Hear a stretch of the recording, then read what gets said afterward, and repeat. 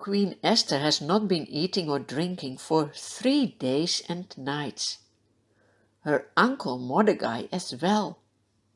Also all the Jews in the city Susa have been fasting.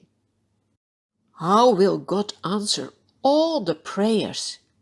Will he save his people? On the 3rd day Esther puts on her royal robes. She goes to the inner court of the palace in front of the king's hall. The king is sitting on his royal throne, facing the entrance. When he sees Queen Esther standing in the court, he is pleased with her. He holds out to her the gold scepter that is in his hand. What a relief! Esther doesn't need to be put to death. She approaches and touches the tip of the scepter. To go to an earthly king can be scary. But do you know we have also a king in heaven? His name is Jesus. When you want to go to him, you don't need to be scared. You can always approach him. He will never refuse you.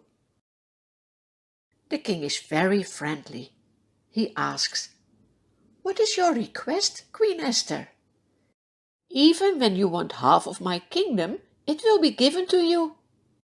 Esther replies, "If it pleases the king, let the king together with Haman come today to a banquet I have prepared for him." "Bring Haman at once," says the king, "so that we may do what Esther asks." So the king and Haman goes to the banquet Esther has prepared. As they are drinking wine, the king again asks Esther, "Now, what is your request? It will be given to you." Esther replies, "I would like to invite the king and Haman to another banquet tomorrow. Then I will answer the king's question."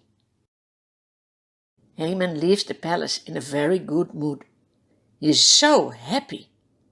But when he sees Mordecai at the king's gate, who is not showing fear in his presence, he becomes angry inside. He doesn't show it. He just goes home. Haman calls his friends and his wife. He boasts and says, "Have you seen how rich I am? Have you seen how many sons I have? Do you know that I'm the most important official of the king? And that's not all," he adds. "I'm the only person Queen Esther has invited to come to her banquet together with the king, today and also tomorrow. But all this can't make me happy as long as I see that Jew Mordecai sitting at the king's gate." His wife and friends have an idea. "Have a pole set up and ask the king in the morning to have Mordecai impaled on it.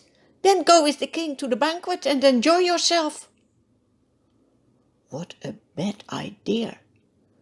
Do you see you can have friends who make you sin? Don't listen to such friends. Just obey God. That can only make you happy. But Haman likes the suggestion. He arranges the pole. Then he goes to bed and thinks, "Tomorrow I will be happy." Will he?